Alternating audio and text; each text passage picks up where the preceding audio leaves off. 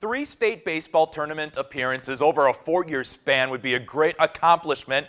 Now imagine a Division IV team doing that against Division I schools. Impossible, right? Well, I introduce you to the 1953 class of Gays Mills High School.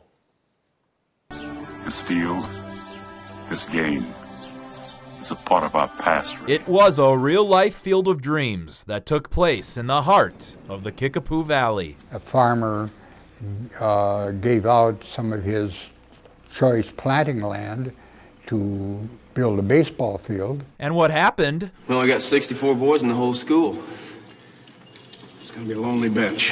Before the famed Hoosiers basketball team, there were the Kickapoo Kids. We only had 44 students in our graduating class, and we had to play against teams that are now would be considered to be Division I teams. Back then, there were no divisions. As freshmen at Gays Mills High School in 1950, they beat La Crosse Logan 3-1 to advance to state. And they'd make it to state again in 1952 and 1953, making this one of the better underdog stories no one has ever heard. You talk about the basketball movie Hoosiers, and that's very much like what we were, except we went to the tournament 3 years. 60 years later, minus a few pictures and newspaper clippings, there isn't much to show this team ever existed. Even the trophies from back then have gone missing. I was at a function and somebody mentioned that our team, the Gays Mills team back in the 50s would have kicked some butts today.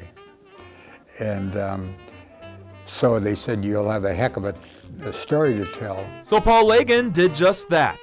This past spring, The Amazing Journey of the Kickapoo Kids was published. That's something that had never happened before and can never happen again because of the divisions.